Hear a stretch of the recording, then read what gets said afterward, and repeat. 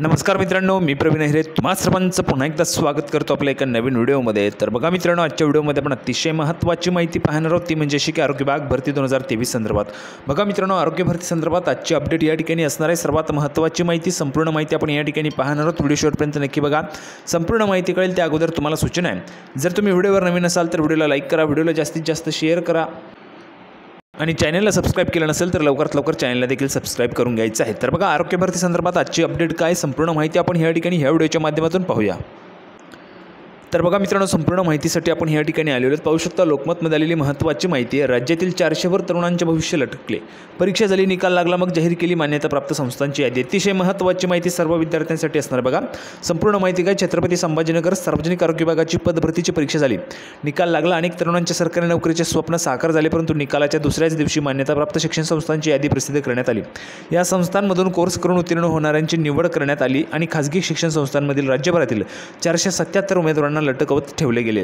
गेल्या 3 महिन्यांपासून हे तरुण आरोग्य विभागात चक्रा मारित आहेत। सार्वजनिक आरोग्य विभागातील आरोग्य पर्यवेक्षक, आरोग्य निरीक्षक आणि बहुउद्देशीय आरोग्य कर्मचारी या पदांच्या 1800 जागांसाठी डिसेंबर 2023 मध्ये परीक्षा झाली व निकाल 19 फेब्रुवारी रोजी जाहीर झाला।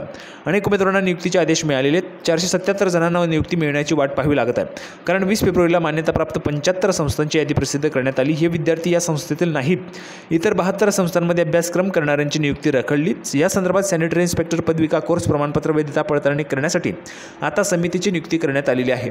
या समितीची 6 मे रोजी बैठक होणार आहे। तर बघा, काल त्या समितीची त्या ठिकाणी बैठक देखील झाली आणि ही जी काही समिती आहे, या समिती संदर्भात अपडेट मी तुम्हाला वेळोवेळी त्या ठिकाणी प्रोव्हाइड करत असतो।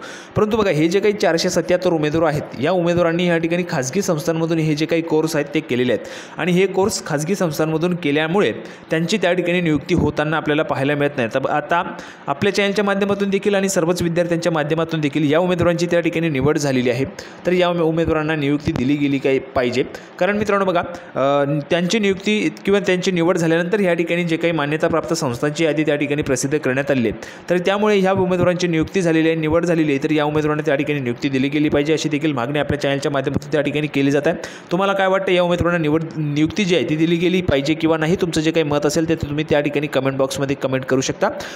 या ठिकाणी मित्रांनो पाहू शकता, आता सध्या आचारसंहिता सुरू आहे, परंतु आचारसंहितेनंतर तरी या उमेदवारांना नियुक्ती दिली गेली पाहिजे। आता बघा, जे काही उमेदवार नवीन हे कोर्स करणार असतील तर त्या उमेदवारांसाठी देखील माहिती अशा पद्धतीची की जी काही मान्यताप्राप्त संस्थांची यादी प्रसिद्ध करण्यात आली आहे, तर त्या मान्यताप्राप्त संस्थांमधूनच तुम्ही आता जे काही कोर्स त्या ठिकाणी करत असाल, आरोग्य पर्यवेक्षक असेल किंवा आरोग्य निरीक्षक असेल किंवा बहुउद्देशीय आरोग्य कर्मचारी, सॅनिटरी इन्स्पेक्टर कोर्स असेल, तर हे जे काही कोर्स आहेत तुम्ही मान्यताप्राप्त संस्थांमधूनच करा, म्हणजे जेणेकरून तुम्हाला अशा पद्धतीचा जो काही प्रॉब्लेम आहे तो येणार नाही आहे। तर बघा, अतिशय महत्त्वाची माहिती या ठिकाणी आरोग्य विभागाच्या संदर्भात आपण पाहिलेली आहे। तर अपेक्षा आहे तुम्हाला हा जो काही व्हिडिओ आहे तो आवडला असेल। व्हिडिओ आवडला असेल तर लाईक करा, जास्तीत जास्त शेअर देखील करा आणि चॅनलला सबस्क्राईब केलं नसेल तर लवकरात लवकर चॅनलला देखील सबस्क्राईब करून घ्या। तर आपण पुन्हा एकदा भेटूया पुढच्या व्हिडिओमध्ये अशाच पद्धतीची नवीन माहिती घेऊन। तोपर्यंत धन्यवाद।